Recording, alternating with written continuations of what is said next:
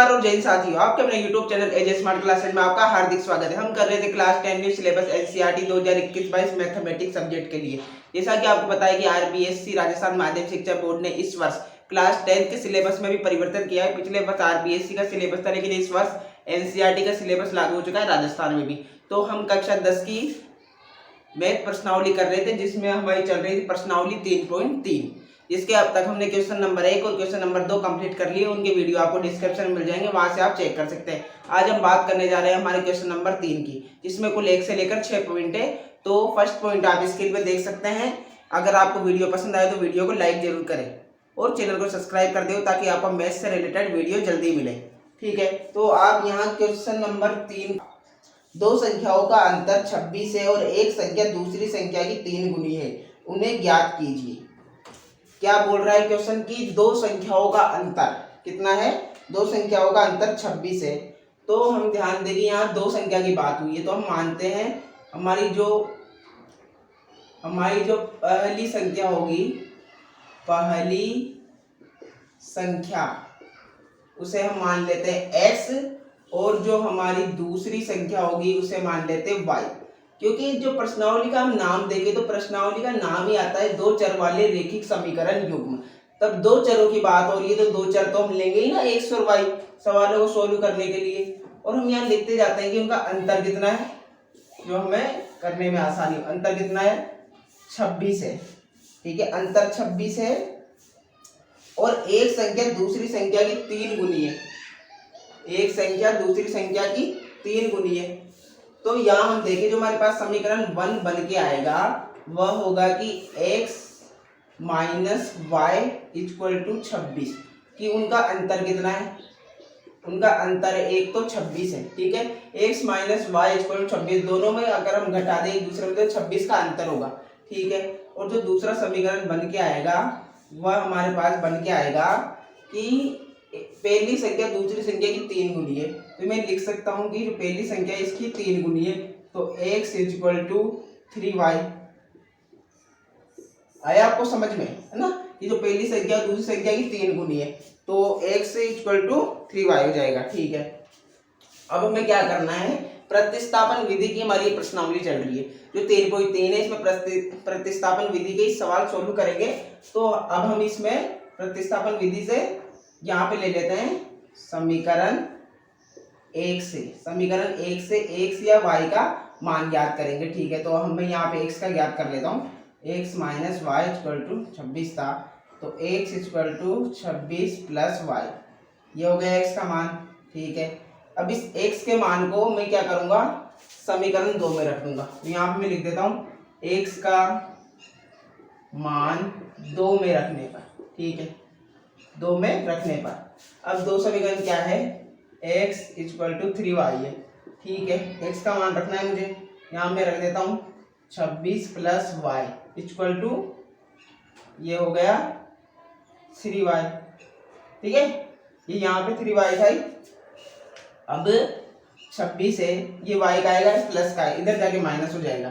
ठीक है, 3y minus Y, 3y में से एक y गया तो कितना आ जाएगा? 2y आ जाएगा। इधर 26 था, अब इधर 26 था और 2 मल्टीप्लाई में, तो ये 2 का में जाएगा, डिवाइड में जाएगा। 26/2 इक्वल टू वाई। अब इसमें 2 का भाग देंगे तो कितना आ जाएगा? 13 आ जाएगा। 26 13 कम 13, 13 दूनी 26। ठीक है, ये आ गया y का डायरेक्ट मान प्राप्त हो गया y का। अब जो y का डायरेक्ट मान प्राप्त हुआ है उसे ही हम क्या लिख देंगे? 1 में या 2 में, किसी में भी रखकर हम मान ज्ञात कर सकते हैं। तो हम 1 में रखते हैं। y का मान इस तरीके से करना है आपको, बिल्कुल 1 में रखने का, क्योंकि ये बिल्कुल इस तरीके से करेंगे तो टीचर पे भी अच्छा इंप्रेशन जाएगा कि एकदम लाइन वाइज बच्चे लेके आए, बिल्कुल सही तरीके से। तो y का मान 1 में, एक समीकरण क्या है हमारा? x minus y equal to 26 है। ठीक है, तो काय का मान प्राप्त हो? y का, तो यहाँ पे हम y का मान लिख देंगे x माइनस 13 26। अब 13 का आएगा इस टाइम, माइनस का है, उधर जाके क्या हो जाएगा? प्लस का हो जाएगा।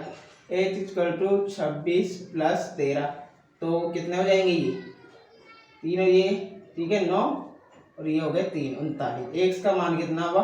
39 प्राप्त, और y का कितना हुआ था? y का हुआ था 13। अब देखने की बात है, हमें एक बार वैसे तो मानने में बिल्कुल सही तरीके से प्राप्ति हो गई, लेकिन एक चीज देख लेते हैं कि क्वेश्चन क्या बोल रहा है, दोनों का अंतर कितना है 26 है। तो हम बोल के देख 13 कम 13, 13 दूनी 26, अंतर कितने का है 13 कम 13 26 है 39 है ना, 26 का अंतर हो गया और 3 गुनी, तो 13 कम 13 26 है 39, 3 गुनी भी है। तो ये हमारा डायरेक्ट आंसर आ गया क्वेश्चन नंबर 3 के फर्स्ट पॉइंट का। अब बढ़ते हैं इसके सेकंड पॉइंट की तरफ। तो हमारा सेकंड पॉइंट आता है क्वेश्चन नंबर 3 का। आप देख सकते हैं कि दो संपूरक कोणों में बड़ा कोण छोटे कोण से 18 डिग्री अधिक है, उन्हें ज्ञात कीजिए। तो ठीक है, ये एक लाइन लिख रही है, उस लाइन को देखकर ही हमें दो समीकरण बनाने हैं, क्योंकि जब तक दो समीकरण बनेंगे नहीं तब तक प्रतिस्थापन विधि लागू नहीं होगी, प्रतिस्थापन विधि लागू नहीं होगी तो x और y के मान नहीं प्राप्त होंगे। तो ठीक है, तो यहाँ बात हुई है संपूरक कोण और बड़े छोटे की। तो हम ये देखिए कि संपूरक कोण क्या होते हैं। तो आपने छोटे क्लासों में पढ़ा होगा कि दो प्रकार के कोण होते हैं, मुख्य रूप से पूरक कोण और संपूरक कोण। जो पूरक कोण होते हैं उनका योग हमेशा 90 डिग्री होता है, और जो संपूरक कोण होते हैं उनका योग हमेशा 180 डिग्री होता है। जैसे मैं आपको फॉर्मूले के रूप में बनाकर बताऊं तो x plus y equal to 90 और x plus y equal to 180, इस प्रकार। तो यहाँ संपूरक की बात हुई है, तो पहले तो हम देख लेते हैं कि पहला कोण, दो कोण की बात हुई है ना, संपूरक कोण बोला तो दो कोण हो गए, ठीक है। पहला कोण हुआ x और दूसरा कोण क्या हुआ हमारे पास y हो गया, ठीक है। तो पहली सिचुएशन क्या बोल रही है कि x plus y equal to 180 degree है। अब 180 डिग्री कहाँ से आया, संपूरक बोला तो 180 डिग्री आया, ठीक है। दूसरा बोल रहा है कि पहला कोण दूसरे कोण से 18 डिग्री अधिक है, तो x और y का अंतर कितना होगा 18, क्योंकि अधिक है जब तो 18 निकल के आ रहा ना, ये तो समीकरण 1 हो गया, ये समीकरण 2 हो गया, ठीक है। दो समीकरण निकले फिर तो कुछ करना ही नहीं है, एक के अंदर से x या y का मान लाना है, फिर दूसरे में रखना है, दूसरे से जो y का मान प्राप्त होगा उसे फर्स्ट में रखकर x का लाना है, इस प्रकार। अब हम देखें तो हम यहाँ उस तरीके से करेंगे, बिल्कुल ये चीज आपको एकदम कंठस्थ बिल्कुल समझ में आ जानी चाहिए कि समीकरण आने के बाद किस तरीके से करें। समीकरण 1 से, है ना, यही हमारा नियम चालू हो रहा है सभी क्वेश्चनों में, इस तरीके से करना है। समीकरण 1 से x plus y equal to 180 degree है, तो इसका मान लाए x का ले आते हैं, किसी का भी ला सकते हैं, तो 180 माइनस वाई, ये है ना, प्लस का था उधर जाके माइनस का हो गया, ठीक है, सिंपल से आ गया। अब इसी मान को मैं समीकरण 2 में रख लूंगा, यहाँ पे लिख दो y का मान 2 में, x का था ना, हाँ, x का मान 2 में, ठीक है, क्या है x minus y equal to 18 degree है, ठीक है। अब यहाँ से हम मान इसका रख देंगे कि x बराबर 180 माइनस वाई आया था, तो मैं x का यहाँ पर 180 माइनस वाई और माइनस का ये वाला y और यहाँ 18 डिग्री, ठीक है। अब क्या करना है, ये जो हमारे पास 180 180 है, ये प्लस का, ये इधर जाके माइनस होगा, माइनस का हो जाएगा, और माइनस के y माइनस के 2y हो गए, ठीक है। उधर 18 में से माइनस हुआ 180। अब देखते हैं माइनस करते हैं, क्या हो जाएंगे हमारे पास 162 आ जाएंगे, ठीक है। यहाँ 2y था, ये भी माइनस का, क्योंकि माइनस संख्या बढ़ी है, ये y को यहाँ रहने देंगे, ये 2 डिवाइड में चला जाएगा 162 के में, ठीक है। माइनस से माइनस कट गया तो y इक्वल कितना आ गया 2 8 16 और 2 एकम 2, तो y बराबर 81 आ गया, ठीक, y बराबर। अब जैसे ही y का मान प्राप्त हुआ तब तो कोई फिर मिस्टेक ही नहीं है, y का मान फिर समीकरण 1 या 2 में रख दूं, तो यहाँ पे मैं 1 में रख देता हूँ, y का मान 1 में रखने में, ठीक है, 1 में रख देते हैं, क्या है x प्लस वाई और टू 180 डिग्री, तो x प्लस 81 180, ठीक है। तो ये 81 प्लस क्या है, उधर जाके माइनस हो जाएगा 180 में से, आपको दिख रहा होगा, ठीक है, x बराबर। अब 81 इसमें से माइनस करें तो क्या आ जाएगा 80 तो है, ये 81 करेंगे 99 आ जाएगा, 99 डिग्री आ जाएगा, ठीक है। तो y बराबर तो 81 हो गया और x बराबर 99 हो गया। अब हम देख लेते क्या इनका योग 180 आ रहा है, क्योंकि संपूरक कोण थे ना, ये देखो, ये 9 और 1 10 0 81 लगी, ये 9 और 18 180 भी आ रहा है जोड़ने पर, ठीक है। तो इस प्रकार हमारा ये क्वेश्चन नंबर 3 का पॉइंट 2 भी हो गया, बहुत सिंपल सा था, बस वो पूरक संपूरक ध्यान रखिएगा, और अंतर ध्यान रखें, क्योंकि बड़े छोटे की बात हो रही है तो अंतर की बात होती है ना। ठीक है, अब बढ़ते हैं इसके थर्ड की तरफ। हाँ तो दोस्तों, जो हमारा क्वेश्चन नंबर थर्ड का थर्ड पॉइंट आता है वह है, आप देख सकते हैं कि एक क्रिकेट टीम के कोच ने 7 बल्ले तथा 6 गेंदे 3800 रुपये में खरीदी। बाद में उसने 3 बल्ले और 5 गेंदे 1750 रुपये में खरीदी। प्रत्येक गेंद का मूल्य ज्ञात कीजिए, बल्ले का भी। तो हम यहाँ देखें तो हमें कहा गया है कि एक क्रिकेट की टीम है, उसने पहले बल्ले और गेंद तो सेम है, यहाँ हमने बल्ले बराबर x और गेंद बराबर y मान लिए। ठीक है, बल्ले और गेंद सेम है, लेकिन उनकी कीमत क्या है वो इस जो प्रकार समीकरण से दे रखे हैं। तो हमने समीकरण को जिस प्रकार से बनाए हैं कि 7 बल्ले और 6 गेंद, तो 7x + 6y 3800 रुपये में। यहाँ पर 3 बल्ले और 5 गेंदे, तो 3x + 5y 1750 रुपये। कोई दिक्कत ही नहीं है, बिल्कुल सिंपल तरीके से समीकरण बन चुके हैं। ये 1 हो गया और ये 2 हो गया समीकरण। अब उस तरीके से करना है, समीकरण 1 लेना है, कोई नया तरीका नहीं, वही तरीका चलेगा समीकरण 1 से। अब समीकरण 1 से क्या हमें x का मान लाना है, तो 7x + 6y = 3800। ठीक है, अब यहाँ हम जो ये 6y है ये इधर जाके क्या हो जाएगा, माइनस का हो जाएगा, तो 3800 में से माइनस कर देंगे ये 6y। ठीक है, और ये 7 जो इसमें मल्टीप्लाई का था ये डिवाइड में चला जाएगा, इधर रह जाएगा x, और ये मान प्राप्त हो गया x का। और जैसे ही x का मान प्राप्त हुआ हमें इनडायरेक्टली उसे हम समीकरण 2 में रख देंगे। तो यहाँ से कर लेते हैं हम समीकरण x का मान समीकरण 2 में रखने पर, इसमें रखेंगे 2 में रखने पर। दूसरा समीकरण क्या है, 3x + 5y = 1750, 1750। यहाँ x का मान मैं यहाँ पे लिख दूंगा। ठीक है, ये मैंने लिख दिया, इसको -6y/7। ठीक है, ये प्लस के 5y हैं, इधर 1750 चलेंगे। ठीक है, अब यहाँ ऊपर कर लेते हैं हम। अब हमें क्या करना है कि ये इससे डिवाइड हो ही नहीं रहा, 3 से 7, तो हम इन्हें मल्टीप्लाई कर देंगे।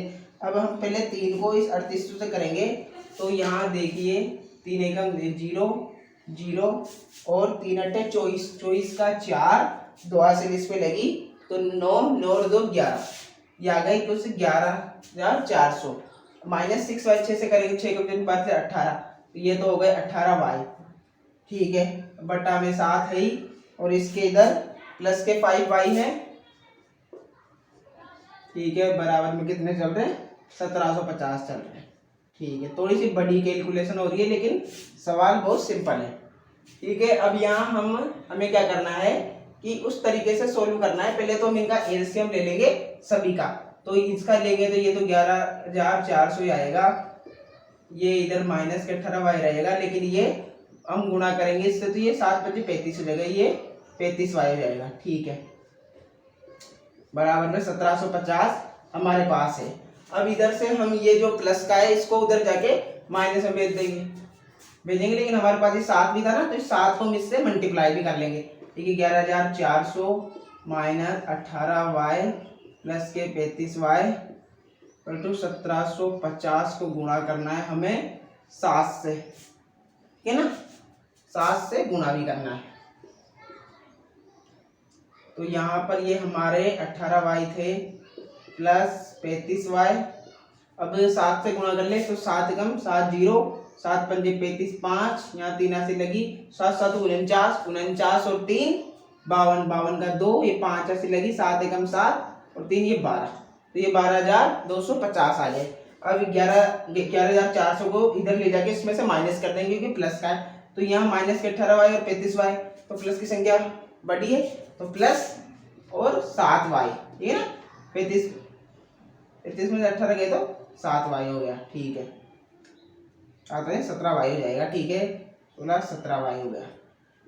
अब यहाँ 1200 और 250 में से हम माइनस करेंगे 11,400 दोस्तों।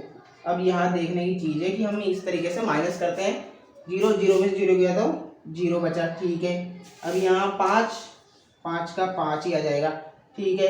अब 2 में से 4 गया तो नहीं जा सकता, हाथ से लेंगे तो 12, 12 में 4 गए तो 8 बचे। इधर रह गया 1, 1 में से 1 गया तो 0 और 1 में से 1 गया तो 0। ठीक है, इस प्रकार ये 0 0 हो जाएंगे। अब 17 जो इस वक्त मल्टीप्लाई में वो डिवाइड में जाएगा, तो 150 में मैं 17 का डिवाइड करूं तो ये कुछ इस प्रकार का आ जाएगा, 17 पंजे 85, 5 और 0। तो y बराबर कितना आ गया, y बराबर हमारे पास 50 प्राप्त हो गया। कितना हो, y बराबर 50। अब इधर से ही हम y का मान इधर समीकरण 2 में रख देंगे, या हम इसको साफ कर लेते हैं जो हमारे पास जगह हो जाए। आप नोट कर ले पहले वीडियो को पॉज करके, अगर करना चाहते हैं तो उसके बाद फिर हम y बराबर 50 का मान इसमें अलग तरीके से करते हैं। ठीक है, अब y बराबर हम 50 का मान समीकरण 2 में रखेंगे, तो y बराबर 50 2 में रखने पर, ठीक है, 2 में रखे 1 में, चलो इसी में भी रख लेते हैं, 1 में ही रख लेते हैं, सही रहेगा। तो यहाँ हमारे पास है 7x plus 6y equal to 3800। ठीक है, तो कितना आया था, y बराबर 50 आया था, तो 7x प्लस ये 50 इक्वल टू 3800। तो यहाँ 7x प्लस 6 पंजे 30, ये हो गए 300 और ये 3800। अब जो 300 प्लस का इधर जाके माइनस हो जाएगा, तो 7x इक्वल टू 3800 माइनस 300 कितने आ जाएंगे, 3500 आ जाएंगे, सीधे ही सिंपल। ठीक है, यहाँ रह गया 7x, अब 7 से डिवाइड कर देंगे क्योंकि ये मल्टीप्लाई में है, तो x equal to 3500 divide by 7 equal to 7 पंजे 35, ये आ गए कुछ 500। तो x और y बराबर तो 50 आया था और x बराबर 500 आ गया। इस तरीके से हुआ, आपको पहले x का y करना है, x का मान ज्ञात करना है और उसे समीकरण 2 में रखना है। 2 से y का मान आते ही समीकरण 1 में रख के x का आ जाएगा। इस प्रकार हुआ। बढ़ते हैं इसके 4th पॉइंट की। तो दोस्तों, तो हमारे क्वेश्चन नंबर 3 का जो 4th पॉइंट आता है वह है, आप देख सकते हैं कि एक नगर में टैक्सी के भाड़े में एक नियत भाड़े के अतिरिक्त चली गई दूरी पर भाड़ा सम्मिलित किया जाता है। 10 किलोमीटर दूरी के लिए 105 रुपये तथा 15 किलोमीटर के लिए भाड़ा 155 रुपये। नियत भाड़ा तथा प्रति किलोमीटर भाड़ा ज्ञात कीजिए और एक व्यक्ति को 25 किलोमीटर यात्रा करने के लिए कितना भाड़ा देना होगा। ठीक है, तो पहले तो हमें देखना है कि हमें यहाँ भाड़े की बात की है, तो पहला जो हमारे पास आता है वह है नियत भाड़ा रेगुलर का, वह हमने माना x, और अतिरिक्त एडवांस मतलब इसके अतिरिक्त अलग से जो लेंगे वो हो जाएगा y। ठीक है, x और y मान लिया। अब ये बोल रहा है कि 10 किलोमीटर चलने पर, 10 किलोमीटर अतिरिक्त चलने पर, मतलब नियत तो बड़ा है ही, और 10 किलोमीटर अतिरिक्त चलने पर 105 रुपये होता है, और उस प्रकार 15 किलोमीटर अतिरिक्त चलने पर 155 रुपये होता है। तो यहाँ से हमें 2 समीकरण बना लिए। क्या बना, x plus 10y equal to 105 रुपये और x plus 15y equal to 155 रुपये। ये बन गए 2 समीकरण। और समीकरण बनने के बाद तो कोई दिक्कत है ही नहीं, जो हमारा नियम है प्रतिस्थापन विधि का उस तरीके से हमें करना है ना। समीकरण बनाने में दिक्कत आती है, उसके बाद कोई दिक्कत नहीं है। अब यहाँ हम लिख देंगे समीकरण 1 से, क्या लिखेंगे, समीकरण 1 से। तो समीकरण 1 ले लेते हैं, x plus 10y equal to 105 रुपये। ठीक है, अब क्या करूँ मैं, x का मान लाने के लिए मैं 10y को उधर ले जाके माइनस कर देंगे। ठीक है, प्लस का था ना, 105 में 10y माइनस हो गया, ये सिंपल सा इसका मान निकल के आ चुका है इनडायरेक्टली। इसे अब हमें समीकरण 2 में रख देंगे, वही नियम चलेगा हमारा, x का मान 2 में रखने पर, इसमें रखने पर 2 में, तो 2 क्या है, x प्लस 15y 155 रुपये, 155 रुपये। यहाँ x का मान रख दूंगा मैं 105 माइनस 10y प्लस के 15y बराबर में 155 रुपये।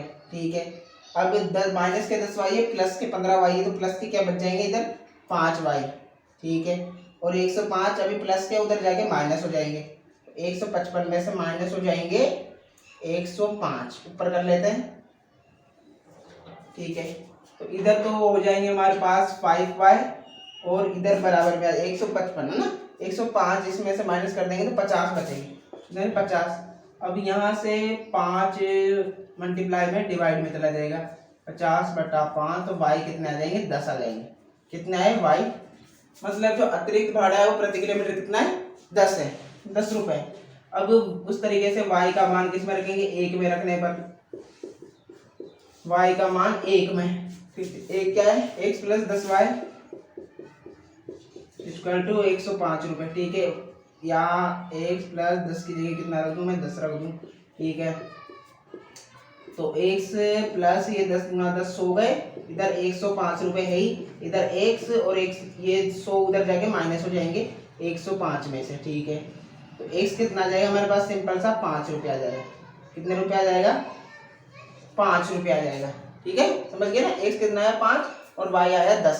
अब एक और हमें लास्ट में पूछा है कि जो 25 किलोमीटर के लिए नियत भाड़ा बताना है। क्या बताना है, 25 किलोमीटर के लिए। तो जैसे कि 10 किलोमीटर के लिए ये समीकरण बना था, उस प्रकार 25 किलोमीटर के लिए कितना बन जाएगा, 25 किलोमीटर के लिए बनेगा x + 25y। ठीक है, x + 25y के रूप में हमें बताना है कि यहाँ बराबर में कितना आएगा। तो x हमें पता है 5 है और ये हमारे पास 10 है ही, तो ये 5 + 250, ठीक है, और +5 कर देंगे 255 रुपये आ जाएगा। कितना आ जाएगा, 255 रुपये। ये तो बहुत ईजी है, आप कर सकते हैं। ठीक है, 255 रुपये को, ये हमारा क्वेश्चन नंबर 3 का 4th पॉइंट भी कंप्लीट हुआ। आप चलते हैं इसके क्वेश्चन नंबर 3 का जो 5th पॉइंट आता है वह है, आप देख सकते हैं कि यदि किसी भिन्न के अंश और हर दोनों में 2 जोड़ दिया जाए तो 9/11 हो जाती है। यदि अंश और हर दोनों में 3 जोड़ दिया जाए तो 5/6 हो जाती है। तो वह भिन्न याद करनी है। तो भिन्न आप सब समझते होंगे, बटा वाली संख्या होती है, 2/5, 3/6 ऐसी है ना, और भिन्न संख्याएं होती है। तो हमने माना कि जो अंश है वो ऊपर वाला होता है, हर नीचे वाला होता है। तो अंश x और हर हमने y मान लिया। तो पहले सिचुएशन बोल रही है कि अंश व हर में 2 जोड़ने पर क्या जोड़ना है, तो मतलब x बटा जो y है दोनों में 2 जोड़ना है। 2 जोड़ने पर कितना प्राप्त होगा, 9/11 प्राप्त होगा। ठीक है, 9/11 प्राप्त होगा। और जो बोल रहा है कि दूसरी सिचुएशन की अंश व हर में 3 जोड़ने पर, तो x + 3 बटा y + 3 कितना प्राप्त होगा, 5/6 प्राप्त होगा। ठीक है ना, 5/6 हो रहा ना। ठीक है, 5/6 प्राप्त होगा।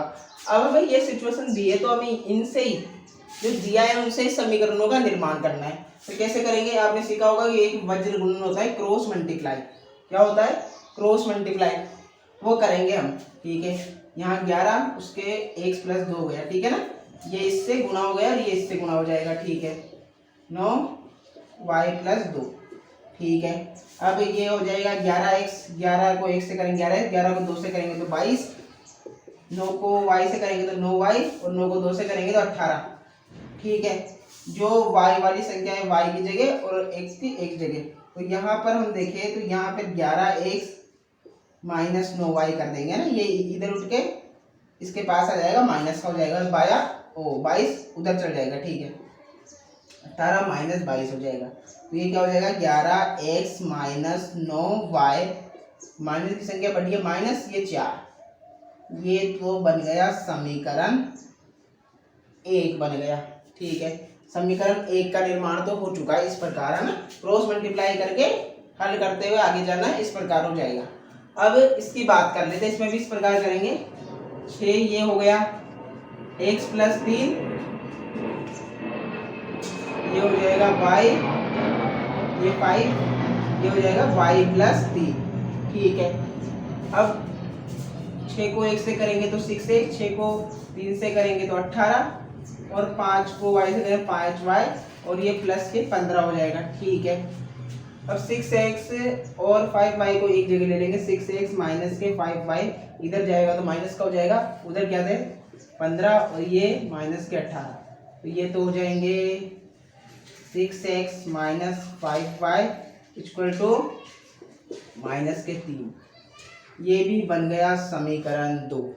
तो समीकरण 1 और समीकरण 2 हमें प्राप्त हो चुके। तो अब इस प्रकार हमारे पास ये सोल्व करने पर, 2 जोड़ने पर और 3 जोड़ने पर ये समीकरण हमारे पास प्राप्त हो गए। अब हमें जो हमारा तरीका था उस तरीके से ही करके इसे सोल्व करना है। तो पहले जो हम ले लेते हैं समीकरण 1 से, ठीक है ना। समीकरण 1 से x या y का मान ज्ञात करते हैं। हम x का ही कर रहे थे, अब y का कर लेते हैं, कोई दिक्कत नहीं। तो हम क्या करेंगे, इधर पहले लिखेंगे समीकरण 1 11x minus 9y equal to minus का 4। अब हमें y का मान ज्ञात करना है, तो सबसे पहले हम यहाँ पे माइनस के 9y को यहाँ पर रहने देंगे। ये माइनस का 4 है, ये माइनस के 11x हो गए, ठीक है। और मैं 9 को भी इधर डिवाइड में भेजूंगी क्योंकि मल्टीप्लाई में है, ठीक है। तो ये पूरा ही इस तरीके से हो जाएगा, है ना। अब हमें इसे पूरे को अगर एक सही तरीके से करें तो ये जो माइनस का y है ये इधर जाके हो जाएगा प्लस का y, और ये पूरा इधर आके हो जाएगा 4 प्लस 11x बटा में 9। इस प्रकार ये हमारे पास y का मान प्राप्त हो गया। और जैसे ही y का मान प्राप्त हुआ तो इसे हम समीकरण 2 में रख देंगे। तो यहाँ लिख देंगे y का मान 2 में, किसमें रखेंगे, 2 में रखने पर। तो दो समीकरण क्या है हमारे पास, 6x minus 5y equal to minus के 3, ठीक है। यहाँ पर y का मान हम रख देंगे, ये तो 6x रहेंगे, ये माइनस 5 और y की जगह क्या रख दूँ मैं, 11x प्लस 4 बटा 9, ये लिख दिया। ये बराबर में माइनस के 3 है, ठीक है। यहाँ पर ये 6x रहेंगे सोल्व करने पर, माइनस 5 को 11 से करेंगे तो कितने हो जाएंगे, ये 11 पंजे 55 x हो जाएंगे, ठीक है। ये माइनस प्लस ये माइनस हो गया, ठीक है। और 5 चो 20 हुए, और 9 को हम इधर भेज दे इसके पास तो ये काय हो जाएगा, मल्टीप्लाई हो जाएगा इसके पास। तो 3 से हम करें 9 को तो 3 नाम 27 होता है, ठीक है। ये हो जाएगा माइनस के 27 हो गए, ठीक है ना, इस तरीके से। अब यहाँ 6x है और ये हमारे पास 5x है। तो हम इसे क्या करेंगे, 6x में से 5x जाएंगे तो कितने बचेंगे हमारे पास, गुणा भी करनी चाहिए,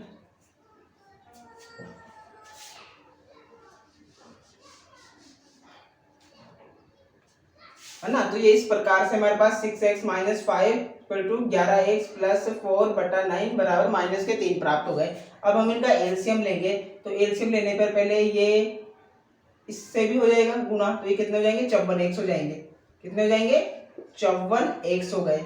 माइनस 5 को हम इससे करेंगे तो ये कितने हो जाएंगे, 55x हो गए। और ये माइनस प्लस माइनस हो गए तो ये 20, ठीक है। बराबर में ये 9 इधर जाके इससे मल्टीप्लाई हो जाएगा, तो 9 कम 9 टर्न या 27, माइनस के 27 आए, ठीक है। 54x में से 55x जाएंगे तो कितने बचेंगे, 1x बचेगा, ठीक है, वो माइनस का। अब माइनस के 20 उधर जाके प्लस हो जाएंगे, तो ये हुए माइनस के 27 थे प्लस के 20 तो कितने आ जाएंगे, 7 आ जाएंगे। माइनस से माइनस कट गया तो x इक्वल टू 7 आ गया हमारे पास। कितना आ गया, x इक्वल टू 7 आ गया। जैसे ही x का मान आया फिर तो हम y का मान भी ज्ञात कर सकते हैं, समीकरण 1 में रख देंगे। यहाँ हम लिखते हैं x का मान 1 में, समीकरण 1 हमारा क्या है, 11x minus 9y, 11x minus 9y equal to minus के 4, ठीक है। x का मान कितना है, 7, ये लिख दिया। ये 9y बराबर के माइनस 4, तो ये हो जाएंगे 77, ये minus 9y equal to minus का 4। 77 है ना, इधर जाके प्लस का इधर जाके माइनस हो जाएगा, तो 9y माइनस के 4 माइनस के 77, 77 4 कितने हुए, माइनस के 81, इधर माइनस के 9y। तो इधर से 9 इसके नीचे डिवाइड में चला जाए क्योंकि मल्टीप्लाई में इस टाइम, तो ये डिवाइड में गया तो 9 नाम 81, तो y बराबर कितना आया, 9 आ गया, ठीक है। तो वो जो हमारे पास अंश और हर का जो मेल मिलेगा वह मिलेगा x बटा y था ना, तो वो मिलेगा 7 बटा 9। इस प्रकार ये हमारा सवाल सॉल्व हो गया। अब बढ़ते हैं क्वेश्चन नंबर 3 के सबसे लास्ट 6 सवाल की तरफ। हमारे क्वेश्चन नंबर 3 का 6 पॉइंट आता है, आप स्क्रीन पे देख सकते हैं कि 5 वर्ष बाद जेकब की आयु उसके पुत्र की आयु से 3 गुनी हो जाएगी, और 5 वर्ष पूर्व जेकब की आयु उसके पुत्र की आयु की 7 गुनी थी, तो उसकी वर्तमान आयु क्या है, ठीक है। छोटा सा क्वेश्चन है लेकिन इस तरीके से समझना पड़ेगा कि बोला है कि जेकब की वर्तमान आयु, तो हम मान लेते हैं जेकब की वर्तमान आयु कितनी है, x है, और पुत्र की वर्तमान आयु y है, क्योंकि दो चर में मान के करना है, दो चर वाले रैखिक समीकरण युग्म हम पढ़ रहे हैं। तो वर्तमान आयु x जेकब की और पुत्र की y हो गई। अब 5 वर्ष बाद कितनी हो जेकब की, 5 ऐड हो जाएंगे ना उसमें, x + 5 और पुत्र की y + 5, क्योंकि उम्र हमेशा वर्ष में होती है ना, इस प्रकार x + 5 और y + 5 हो जाएगी जेकब और पुत्र की। अब 5 वर्ष पूर्व हम देखें तो जेकब की कितनी हो जाएगी, x - 5 और पुत्र की y - 5। ठीक है, मतलब पहले में माइनस कर देना है और आगे का हमें देखना है, उसमें हमें ऐड कर देना है। अब हमें इससे समीकरण बना लेना है। तो बोल रहा है कि क्वेश्चन है कि 5 वर्ष बाद जेकब की आयु, तो जेकब की आयु कितनी है, x + 5 है। ठीक है, उसके पुत्र की आयु से 3 गुनी हो जाएगी, कितनी हो जाएगी, 3 गुनी, तो 3y + 5 ये बन गया। ज़्यादा दिक्कत की बात है ही नहीं, ये इसकी आयु थी 3 गुना हो गई। ठीक है, मतलब उसकी अकेली की आयु इसकी 3 गुना थी, और 5 वर्ष पूर्व में कितने गुना बोला, 7 गुना। तो उस तरीके से करना है, x - 5 और 7 गुना है y - 5 के। ठीक है, अब समीकरण हमें बना लेना है। समीकरण किस तरीके से बनाएंगे, ये तो रहा x + 5, 3 को y से गुना करेंगे, 3y, 3 पंजे 15। ठीक है, अब ये 3y को x में पार ले आऊँगा, x - 3y और बराबर में कितने हो जाएंगे, 15, 15 में से तो 5 गए तो 10। ठीक है, ये हमारे पास समीकरण 1 बन गया। समीकरण 2 बनाए तो x - 5 = 7y - 7 पंजे 35। ठीक है, x - 5 था ही, ठीक है ना। अब क्या करेंगे, y को इधर ले आएंगे, ये माइनस हो जाएगा, x - 7y और 5 उधर जाके उसमें ये माइनस का है, 5 प्लस के हो जाएंगे, तो माइनस के कितने आ जाएंगे, माइनस के 30 आ जाएंगे। ये बन गया समीकरण 2। ठीक है, कोई दिक्कत की बात नहीं है ही नहीं। अब इसमें से हम x का मान ले आएंगे, तो x = 10 + 3y, है ना, 3y को इधर लेके ऐड कर लिया, ये x का मान आ गया, ये भी। ठीक है, x का मान आ गया। अब x का मान समीकरण इसमें रख देंगे 2 में, तो यहाँ से रख देते हैं हमें x माइनस x का तो रखना है ना। ठीक है, तो 10 + 3y रख दिया, माइनस में 7y है बराबर में 30। ठीक है, अब 3y और 7y माइनस संख्या बढ़ी तो माइनस के कितने आ जाएंगे, 4y आ जाएंगे, और 10 से प्लस के उधर जाके माइनस हो जाएंगे, वो माइनस संख्या है, तो माइनस के 30 और माइनस के 10 कितने हुए, माइनस के 40 हो जाएंगे। ठीक है, 4 का इससे डिवाइड करूँ तो मैं 4 दाई 40 होता है, तो ये 10 आएगा, माइनस से माइनस कर देगा, y बराबर कितना आया, y बराबर 10 आएगा। वर्तमान आयु देखा ना, वर्तमान आयु मानी तो पुत्र की वर्तमान आयु तो प्राप्त हो गई 10 है। अब पुत्र की प्राप्त हो गई तो पापा की भी कर लेते हैं, उसके जेकब की भी। तो अब यहाँ से हम y का मान किस में रखेंगे, 1 में रखेंगे। 1 क्या था हमारा, x - 3y = 10 था। ठीक है, अब y कितना है, 10, तो यहाँ मैं रख दूंगा x - 3, ये 10 रख दिया, और ये इधर 10 है, ये 30 हो जाएंगे, -30 = 10। ठीक है, ये इधर जाके ऐड हो जाएंगे, तो x बराबर ये 40 हो जाएगा। ठीक है, y कितना आया था, y 10 आया था। तो x भी ज्ञात हो गया, y भी ज्ञात हो गया। हमें क्या करना है, पहले तो जो +5 के हिसाब से दे रहा है कि 3 गुना थी, तो हमें समीकरण 1 बना लेना है, उससे 5 वर्ष पूर्व में समीकरण 2 बना लेना है। समीकरण 1 से x का मान निकाल के समीकरण 2 में रख देना है, उससे y का मान आएगा, फिर y का मान समीकरण 1 में रख देना है, कोई दिक्कत नहीं। तो हमारी प्रश्नावली 3.3 के 1 से लेकर 3 प्रश्न कंप्लीट हो चुके हैं 3 वीडियो में। अगर आपको क्वेश्चन नंबर 1 और क्वेश्चन नंबर 2 देखना है तो आप डिस्क्रिप्शन चेक कर सकते हैं। और आज का वीडियो आपको कैसा लगा कमेंट बॉक्स में जरूर बताएं, और वीडियो पसंद आए तो वीडियो को लाइक करें। हम आपके लिए निरंतर मेहनत करते रहेंगे, आपको भी हमारा सहयोग करना है, चैनल को हमें आगे तक लेके जाना है, ताकि हम आपके लिए कुछ बेहतर से और अच्छा लाने का प्रयास करते रहें। तो लॉकडाउन का माहौल है, स्कूलें खुल नहीं रही, तो आप घर पे प्रैक्टिस करते रहिए, मेहनत करते रहिए और पढ़ते रहिए, क्योंकि एजुकेशन हमेशा चलने वाली चीज़ें कभी नहीं रुकेगी। ठीक है, धन्यवाद। चैनल को सब्सक्राइब कर देवें। जय हिंद, जय भारत।